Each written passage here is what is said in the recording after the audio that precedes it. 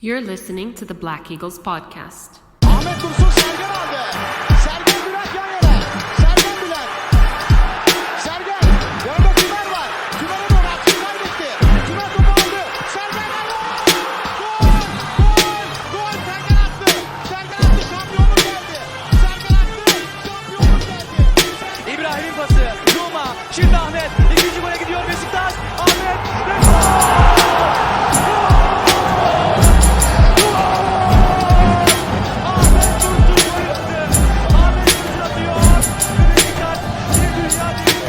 Welcome back, everybody.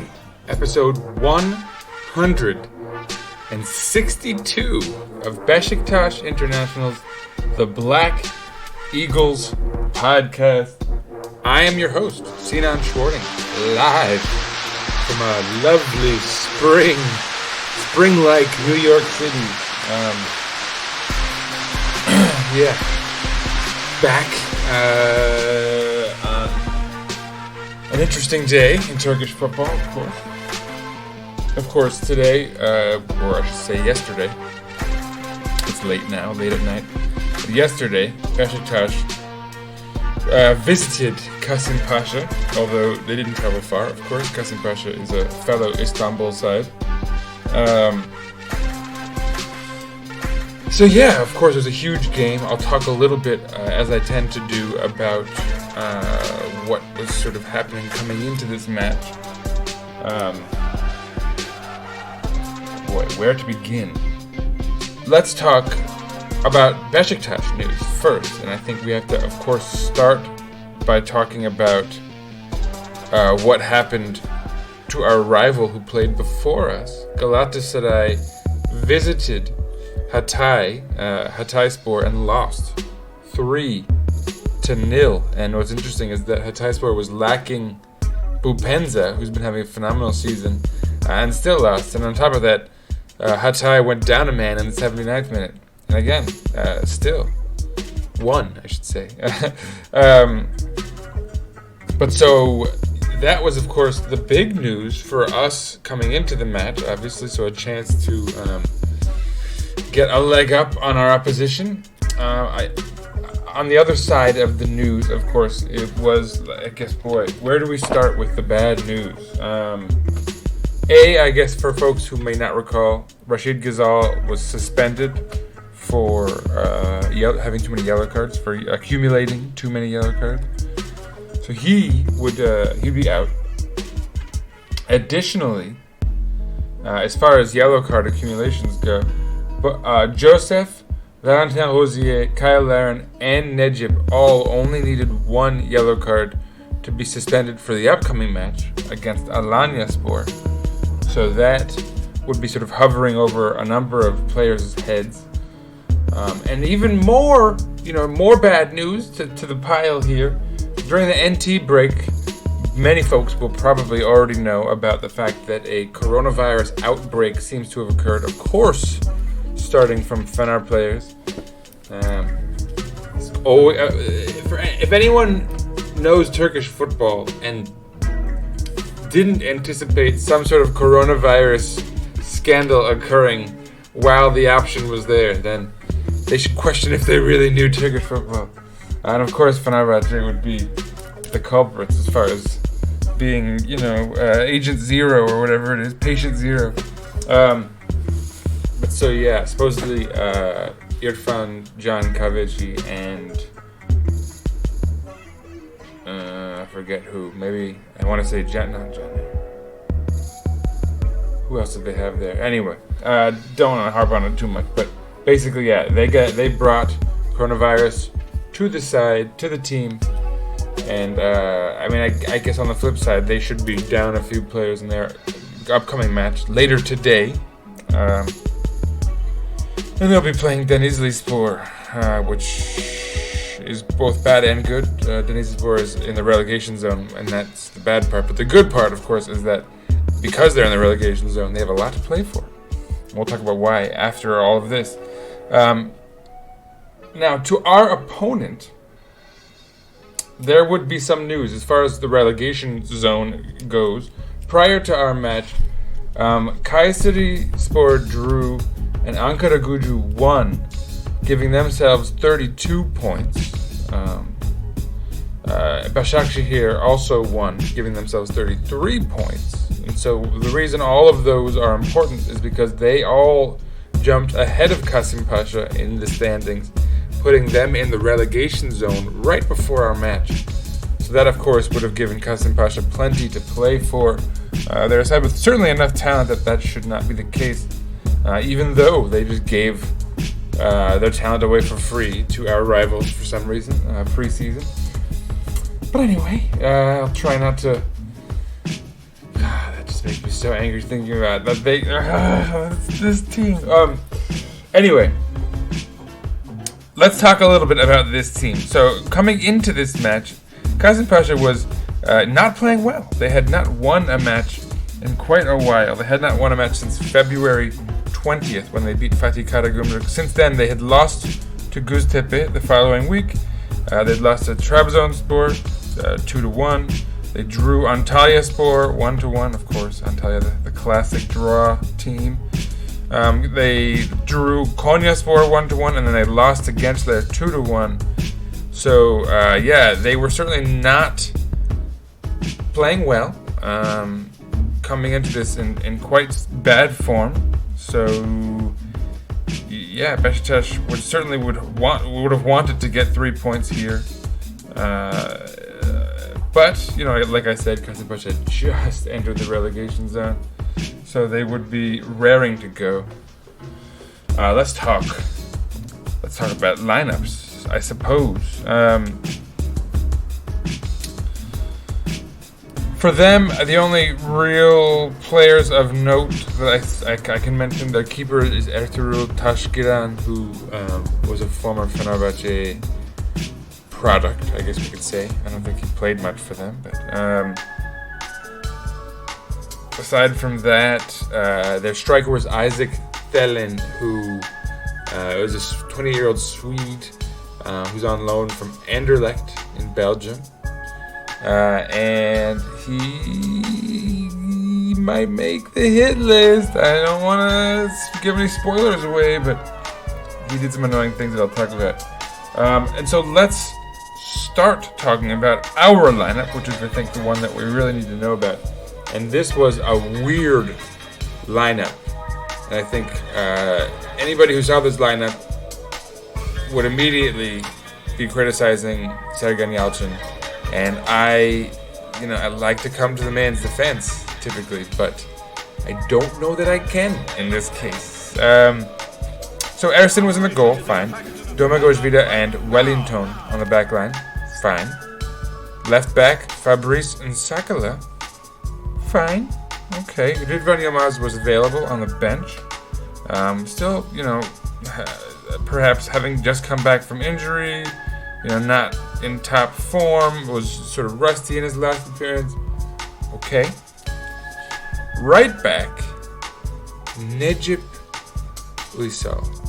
And right now, you're that GIF. Not the GIF, the image, the meme with all the math formulas going through your head, right? You're like wondering, Necip Uysal on the right back, but then what about Valentin Rosier? I'll get there.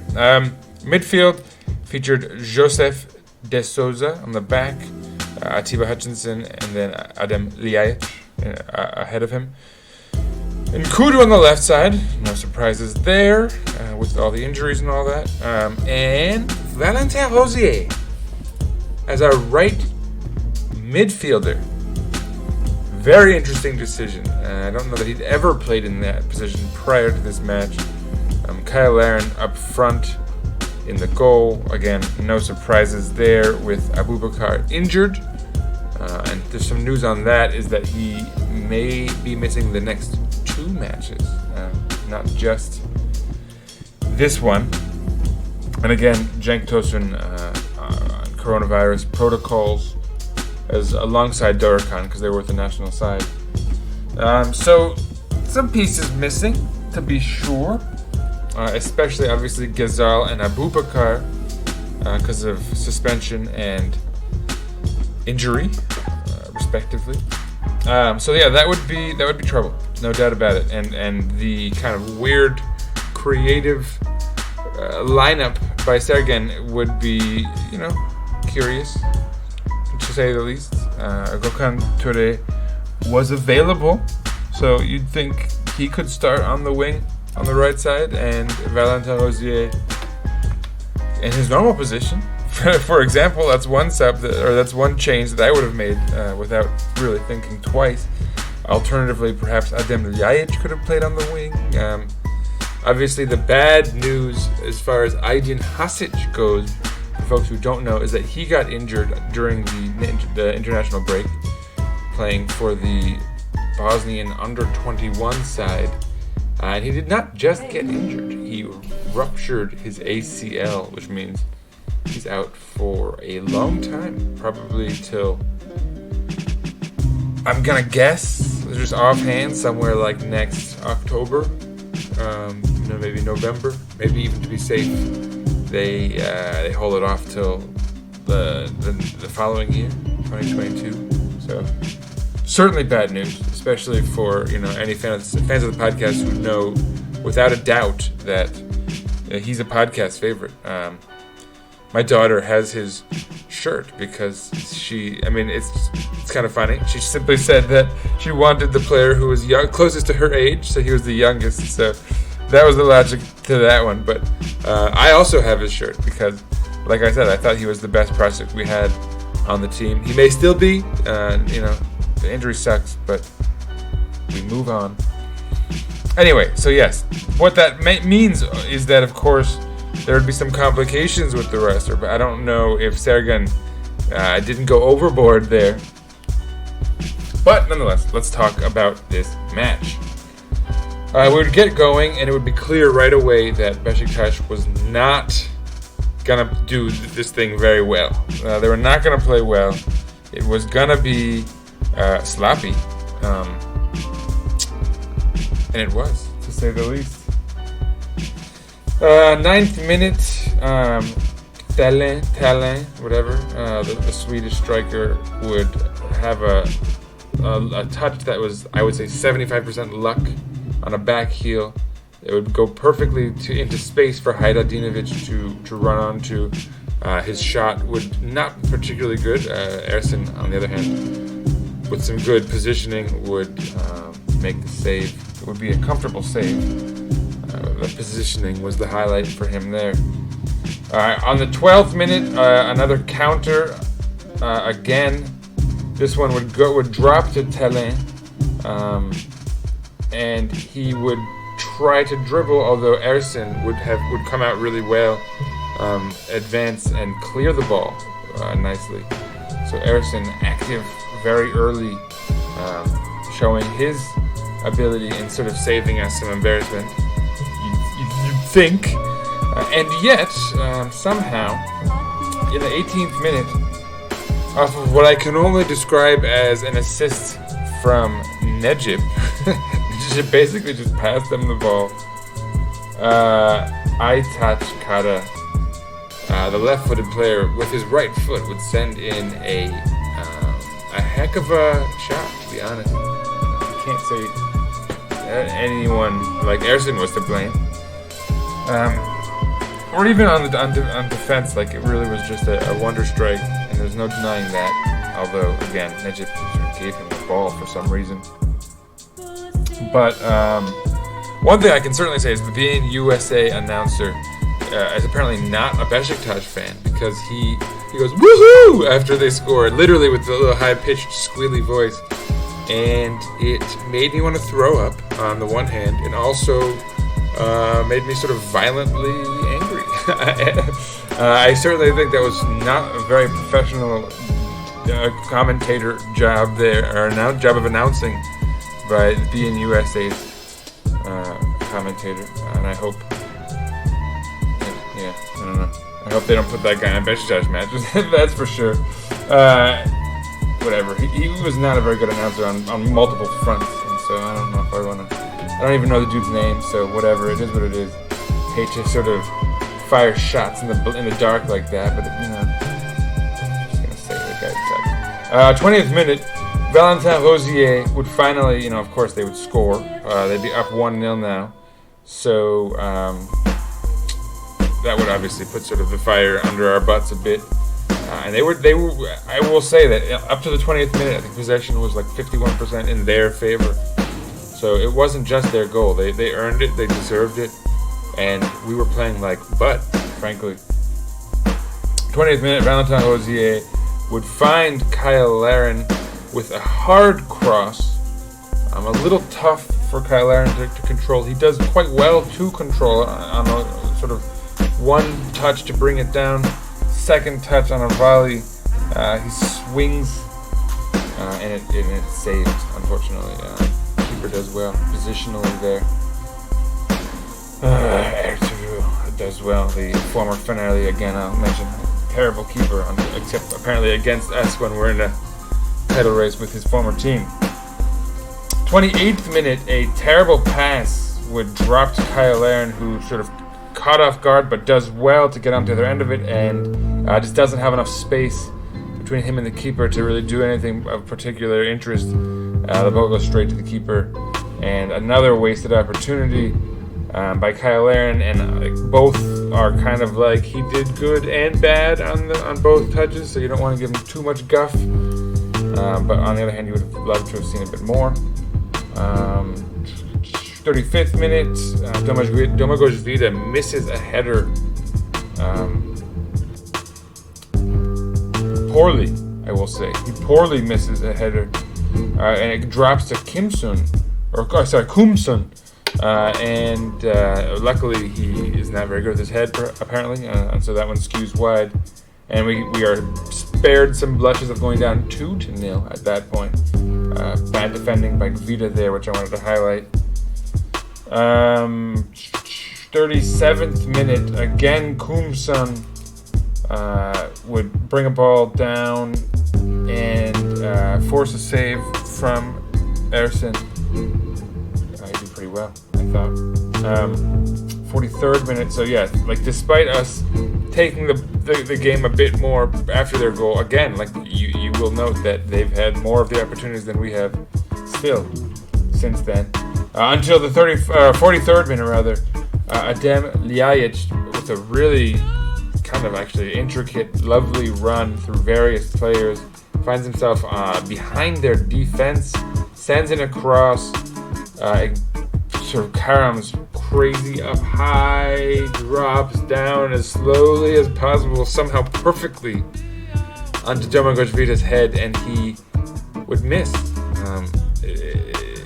It looked like he did the best with what he sort of had, at first glance, but upon replay, he certainly could have done better, because it was really kind of perfectly positioned for him to just put it into the back of the net.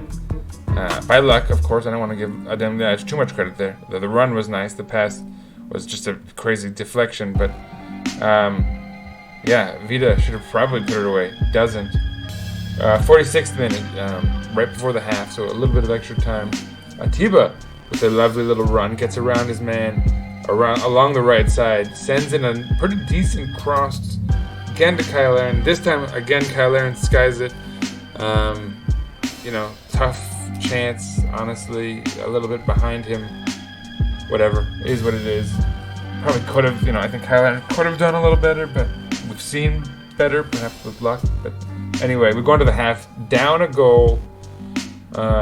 Starting to take this match a little bit more seriously on the one hand, which is positive, but also not looking like scoring, if we're going to be honest. Besides maybe a header on a free kick that's clattered in or something to that effect, it doesn't look like we have the singular ability, technique, really, scoring instinct even, on any side of the pitch at this point. Especially with all guys out of position. I mean, nothing is going well. Nejib as a right back already cost us a goal, even. So, just nothing good at this point, I think we could say. And what's even more troubling, I think we could probably say, is that there are no subs at the half. I'm not sure what Sergen's thinking at this stage, but not a single sub is made. So yeah, by the way, as far as Necip assisting the goal, technically he did the hockey assist. He gave it up to Varga, who easily found Aytaç Kara in space because everybody was out of position. Anyway, second half begins and almost right away, 53rd minute, bad news goes to worse.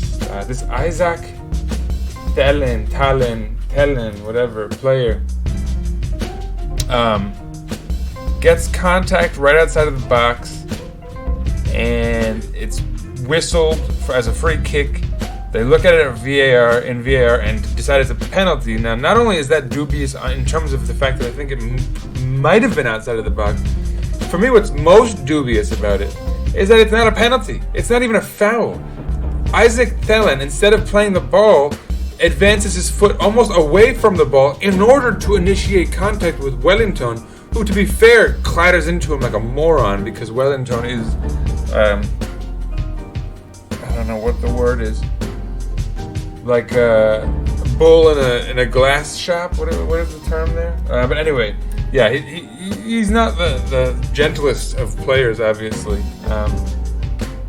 But I have no doubt in my mind that Isaac Tellen is responsible for all contact there, and probably doesn't really deserve a penalty at all, to be honest. And I don't think I heard a ton of complaints there, but they were doing this all match, initiating contact that was getting whistled as fouls against us. And instead of going for the ball to make a play on it, they were positioning themselves and putting their legs out in places so that basically they would guarantee a Beşiktaş player making contact incidentally, but then flagrantly flailing around and jumping and flopping so as to get whistles. And the ref was all too willing to oblige. I did not like this ref's performance particularly. I wouldn't blame him for this match either, though, because they were, like I said, leading up to their match, they had every opportunity. We had none. They deserved their goal. They had most of the ball even. Yeah, so just a bad match all around, compounded by terrible refereeing. But Tellen would step up, and Ersin would make the big save. Really terrible penalty, if we're honest. But nonetheless, a diving save. Ersin looking solid between the sticks there. And really just huge game from him all around, if we're going to be honest. He's kind of a bright spot in this match. And had we scored a goal after this, he'd be a hero. So let's see, could we get it done? 57th minute. Aytaç Kara would, honestly, the ball, he'd miss the ball and then swing again. To me, it looks like with the absolute intent to kick our player's foot, he would get a yellow card for that, when it seems to be an absolutely clear red card. Don't know how the ref, he was right there looking at it. I don't want to harp on the ref really, because it's like spoiled milk, right? Sour milk. You don't want to be with that kind of guy. But I don't know, man. It's just terrible refereeing. Again, compounding terrible playing. So again, it's not, you don't want to blame it too much.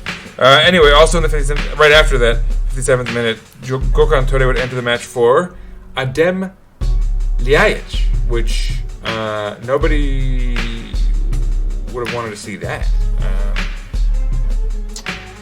Obviously, what happens here is Adem Ljajic leaving means that Gökhan Töre goes to the wing.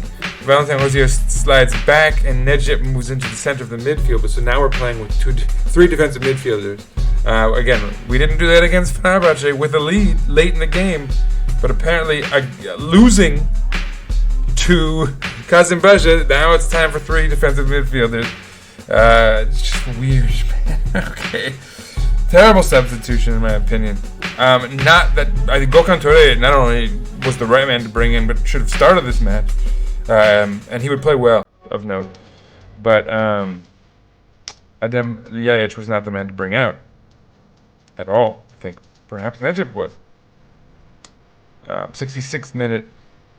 Atiba would make a lovely run, but then take a shot from distance that would sort of sky it a bit. I mean, not sky it. It was placed but high over the crossbar. Decent effort, marking just what was at this point Atiba Hutchinson trying to will us to something here. And you could tell that effort was sort of indicative of it, although also indicative of perhaps his lack of ability in the final end of the pitch, at least finishing. But 66th minute, of course, Bistrovic would enter for Aytaç Karayan because I think a justice yellow could have been dished out for Aytaç. And so they spared themselves that by subbing him out. And Kumson would sub out of the match as well. Ozan would enter the match, 72nd minute, for Necip. So I don't know why they didn't just do that. Maybe sub in Ozan and Gökhan Töre for Necip and Ljajic or whatever. But they shouldn't have wasted 15 minutes or so, with three defensive midfielders. A vital 15 minutes, no less. In the 75th minute, Ertuğrul Taşkıran would get himself a yellow card for, delaying tactics. Again, ex-Fenerli, let's not forget that. Danny Drinkwater would enter the match for Varga, the assist man. What else? 79th minute, a corner. Would drop to Kyle Larin, who would send it wide. Kind of decent effort. Could have maybe done more with his head. Was sort of a bit of a zinger of a cross, though. So again, like Kyle Larin clearly didn't do enough, and he was like a no-show for the most part. But he's I don't know, he's not a striker, I think, which is weird to say. I think he's a winger at this point. Secondary striker coming in on the wing. 83rd minute, Duško Tosić would get himself a yellow. 89th minute, Wellington with a yellow. This would be okay. He was not one of those four guys I mentioned who would be suspended with the yellow. Substitution, Hajdinović would leave the game. Hakan Serbest, I think. That would be right after another chance from Atiba, where the ball would carom around, bounce, sort of drop to Atiba, who'd have a shot in. It would be blocked because they were at this point packing the box in defense. So that would be a chance gone awry. Pretty decent volley though. Atiba brought it down well. That might have been a goal had the defender not been where he was. 94th minute, Gökhan Töre with a lovely little cross right onto Domagoj Vida's head and over the goal. Like, I don't want to say point blank, but like he had the momentum, he was moving in the right direction, the cross was exactly where it needed to be, in swinging, and it was exactly the kind of thing where Domagoj Vida would normally, like we've seen that go in a number of times. And to make things worse, so that was the 94th minute. In the 95th minute, on a corner by Gökhan Töre, again, Domagoj Vida, and this time he would hit it wide, not over the goal. Again, like you felt like he really could have finished that, and you've seen him finish those before. So, an off day for Domagoj Vida in the air and in defense. And yeah, 95th minute, they would whistle it. Also garbage, by the way, because there were 3 minutes for the VAR penalty. Ertuğrul had his entire leg wrapped. It was after he got a yellow card, by the way, for delay, so that may have been another yellow card for him. He faked an injury, got his leg wrapped for a good 3 minutes. I noticed they used the whole roll around his leg. So whatever. Terrible performance.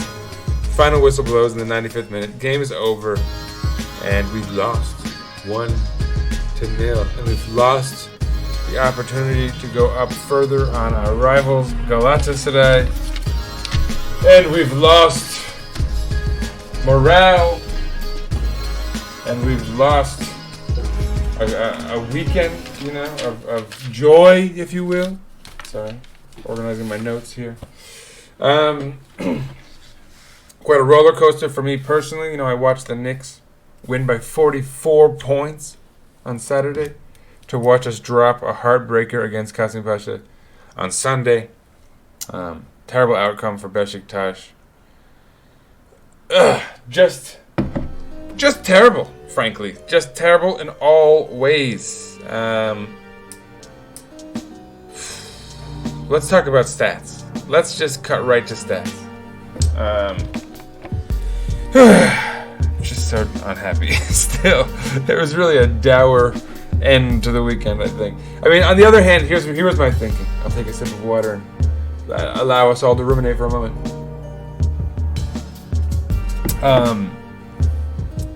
Yeah, you know, beautiful day in New York, spring day. After the game, I sort of blocked the game out. Weather was so nice, walked around with my family, had sort of a decent time of it, you know, sort of forgot about the match. This is one of those days where you got to remember we're, hopefully, if all things go well, about 3/4 of the way through a global pandemic that, since you're listening to this, I suppose you're surviving. So let's just be happy that we're alive to be watching a football game on a Sunday afternoon. That's what we can say about a game like this, and not be too grim. I mean, we're missing vital pieces, obviously, especially in Ghazal and Abubakar, and then even our backup, Abubakar's backup, Cenk Tosun, who we brought in for just this. He would get coronavirus, or at least be put through protocol. So just terrible luck, but also a terrible performance. With that said, even though they had that first 20 minutes and deserved their goal, we probably didn't deserve to lose this. 64% possession for Beşiktaş. 16 shots total to their 11. 11 chances created to their 10. Big chances, however, would skew towards Kasımpaşa 4-1. I don't know if I buy that. Like, I consider a couple of those headers Vida missed late, fairly big chances. I don't know if that was one of the ones that they included, but I doubt it, because then there was also the Kyle Larin volley and I don't know. Accurate passes, 555 by Beşiktaş to their 256. We completed them at an 86% rate to their 72%. They conceded 13 fouls. We conceded 9. We had 5 corners to their 2, and we were offsides twice to their 0. So we showed more desire and, willingness, and just didn't pan out. We had 9 shots off target to their 4. We had 2 on target to their 4. So they had more on target. Ersin, some saves. 3 solid saves. Those are the sort of major team stats. Let's talk a little bit about player stats, I suppose. Now, this is interesting, actually. There's some interesting stats to pull from this. One is that the top performer of this match, by rating, was Ersin Destanoğlu. And like I said, had we pulled a goal back, or even 2, on a good day, because why not? No doubt about it that he would have been the hero, the big hero, for some of the saves he made, obviously the penalty.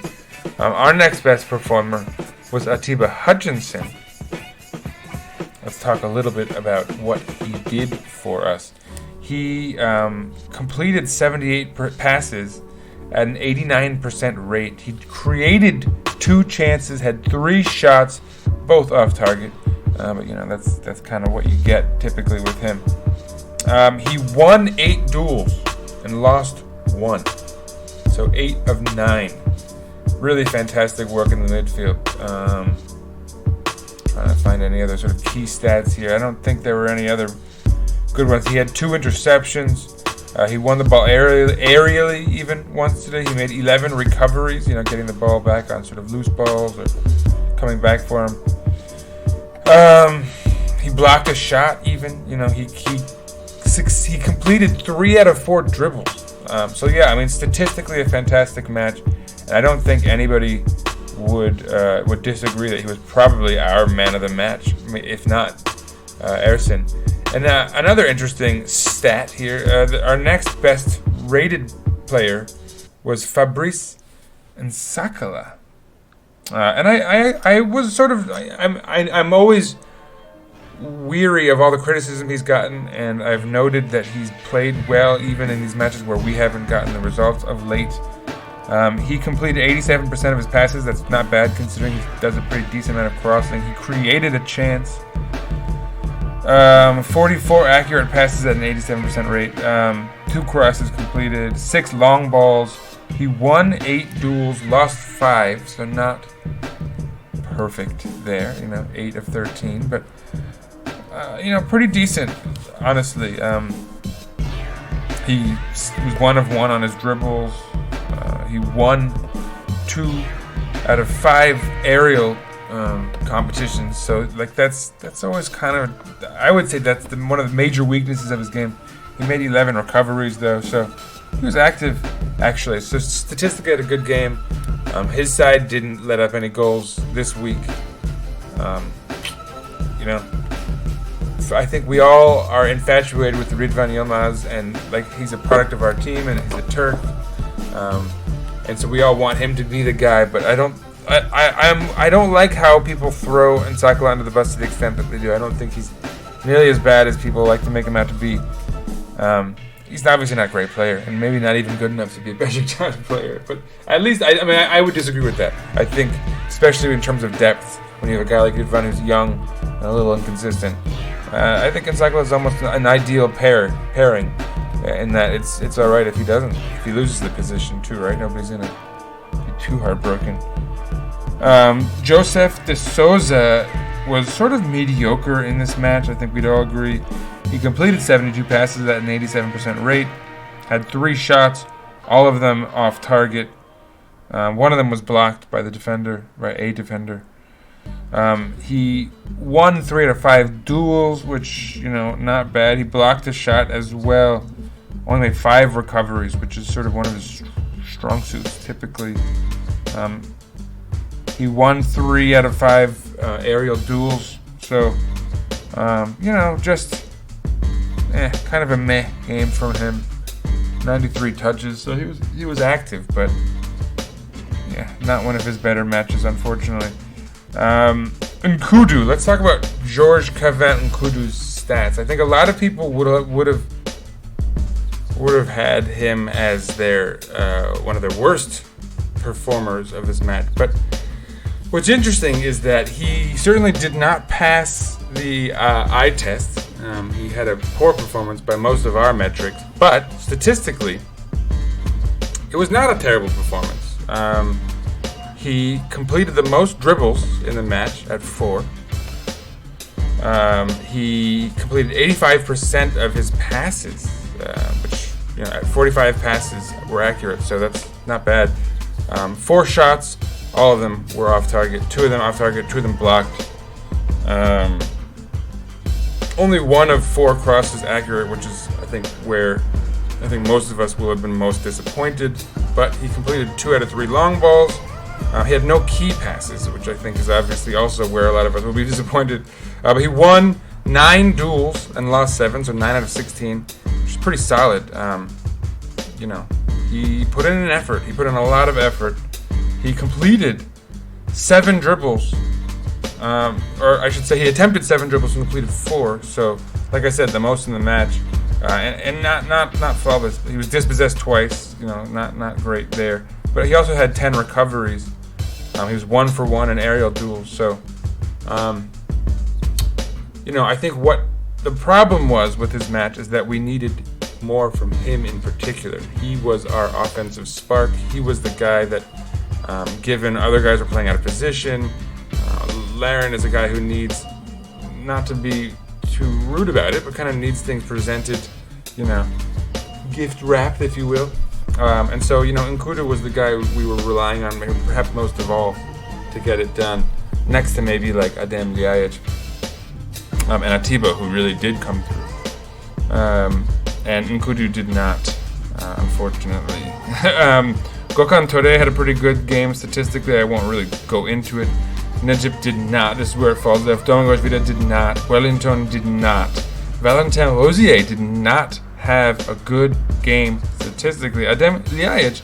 What's interesting here is his rating is poor, but his stats are not that bad. Like his passing rate, success rate is at 88%, with 38 passes completed. I think what stands out is that, I mean, he did create a chance, for example, but he had 0 shots. 0. None off target, none on target. And if he's sacrificing his attack for, playing more of a central role and more defensive, possession-oriented, well, then it's not that impressive that he won 0 duels and lost 3. He was 0 for 3. He completed 0 dribbles and attempted only 2. In part, that's because of the final product. Like I said, one of the crosses didn't come off, and it actually ended up landing on Domagoj Vida's head perfectly. So he actually had some pretty windy, some impressive runs that, the final product wasn't quite there, and it wasn't always on him, but just not, only one recovery. So if he's sacrificing his attack to play more of a central midfield role, it's not panning out. But I won't say he was the low light. I won't give it to Domagoj Vida or Nkudu, even though they were particularly poor. Because, again, statistically they weren't, and you could actually point to a few things they did well even. It's just that we needed more from them, and they're guys who, in Domagoj Vida's case, who we know can get the job done, and so like a lot of those headers he missed, we know he could do better. Defensively, he wasn't really that sharp. We know he can do better. And in the case of Nkudu, we just need more from him. We paid a bunch of money for him. He has had a few decent performances, some off the bench, others kind of right when he'd come off that injury. Pretty long while back at this point. But he's settled into a very mediocre run of play here. But our lowlights besides Necip, who, gifted them their goal perhaps, would have to go to Kyle Larin. Kyle Larin completed only 72% of his passes, 18 completed. 3 shots, 2 of them on target, but weak, easily saved, 1 off target, skied. He had a big chance missed. Statistically they're calling that what it was, I suppose. He was 1 for 1 as far as long balls accuracy, which is okay, I guess. But he also won 7 duels out of, let me do the math here, 15. Not great, considering he was a lone striker. 1 out of 2 dribbles completed successfully. Should have probably tried more, considering he was at the fulcrum of our attack. He was dispossessed 4 times. He was fouled 4 times, so probably got us free kicks. But he won 2 out of 3 aerial duels, which isn't bad. Made 4 recoveries. But certainly, we needed more. We needed a lot more out of our boy Kyle Larin, and it wasn't there. Still, I gotta give the low light to Necip, though, because of just how important his mistake was. One other thing of note is that Ozan Ozyakub's statistics were terrible. Be that as it may. Still, I think, encourage him coming on for Necip in that match. But so yeah, Ersin, probably the man of the match. Maybe Atiba, though, because he was really solid, no doubt about it. But yeah, low light Necip with honorable mention to Nkudu and Vida, in part because they were not very good, in part even though they were not bad statistically, because they needed to be much better. They were the ones that could have gifted us this win had they just brought like a 7 out of 10, but it wasn't to be. Let's talk about the table. And this is actually where things get kind of fun. This is where there is a silver lining. And Fenerbahce is going to play today, later on today, against Denizlispor. They're supposed to have a bunch of guys out. We've seen the TFF rewrite the rule books for them already with financial fair play stuff, so I don't know if somehow they're going to get to have all their players back too. That would be incredibly ridiculous. But anyway, here's where we stand. And so this, like I said, there's a silver lining here. Even though we lost, the Galatasaray lost as well, fully, outright, 3-0. And 3-0 compared to our 1-0. And so why this is important is that not only are we still 3 points up on them with a game in hand, meaning we could be 6 points up, ideally. You don't want to count your chickens before they hatch, obviously, today being a very good example why, or yesterday, sorry.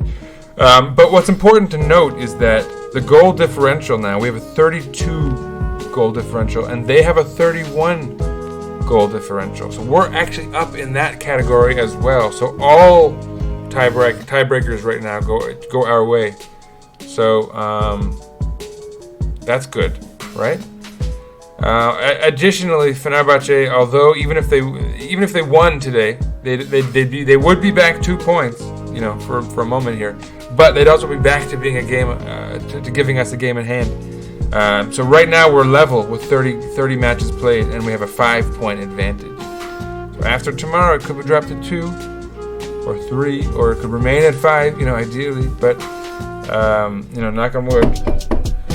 But no matter what, we're going to get a game in hand back over Fenerbahce tomorrow. So that's sort of to our advantage, I suppose we could say. But so let me just sort of officially say where we are with things. 30 matches played by Beşiktaş, 64 points. Galatasaray, 31 matches played, 61 points. Fenerbahce, 30 matches played, 59 points. Trabzonspor, after 31 matches, has 56 points. So if Fenerbahce were to lose tomorrow, they'd only be 3 points ahead of Trabzonspor in 4th. So Trabzon has something to play for here. In 5th is Alanyaspor, who have 49 points and are functionally out of things, along with Hatayspor, who also have 49 points and a game in hand over Alanya. Alanya's played 31 matches versus Hatay's 30. But they're not really in it at this stage. I suppose theoretically they're in the hunt for 4th place, but and again a spot in Europe. But I don't know if that's a compelling enough narrative for me to really have to talk about what they're doing. What I will mention, though, just out of interest, is the relegation table. Denizlispor is on the bottom, in 21st place, with 25 points. Erzurum in 20th with 27 points. Gençler with 30 points. Kayseri with 32 points. But the interesting, that's it for the relegation zone, by the way. Ankaragücü and Yeni Malatya also have 32 points. Başakşehir is 33, and Kasımpaşa now has 34. They're 2 points out of the relegation zone, but actually 4 places out of it. But so what's interesting to note is that Kayseri has 30 matches played, Gençler 30 matches played, Erzurum 31. So they're actually in the worst shape right now because Denizli only has 29 matches played. So they have a lot to play for against Fenerbahce tomorrow, no doubt about it. So that's all I'll have to say really about that. Obviously, stay tuned. We will be back with more of the Black Eagles podcast very soon. Alanyaspor is the next man up, if you will, for Beşiktaş. Beşiktaş will host Alanyaspor at noon, Wednesday, April 7th. So we will be back. Maybe I'll get a Khan episode. I think Wednesday was the day he can do it. I think. Don't hold your breath. No idea what the availability is for him on that, but we will definitely back. I will certainly be back post Alanyaspor to hopefully talk about a positive result. We certainly need one. We need to put this one in the past, move on, not think about it anymore. That's it for me here. We'll be back, of course. Stay tuned for that. Follow us on Twitter at Eagles_podcast. Follow myself at Sir_Writes_a lot. Follow the podcast on Instagram, Black Eagles Podcast, one word. We'll be back. See you around, folks. Go Beşiktaş! Ortada Bobo. Şimdi Bobo'nun önüne. Bobo aldı. Bobo girdi. Bobo çok babasın. Çok harikasın. Çok güzelsin. Harika. Bobo!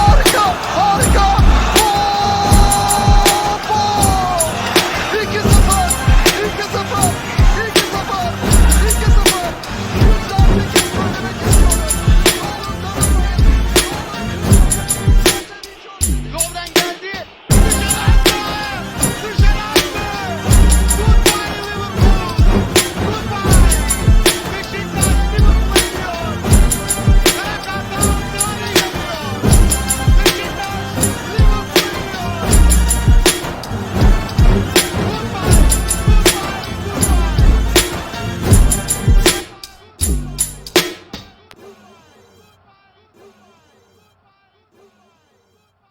Beşiktaş International hopes you enjoyed this program.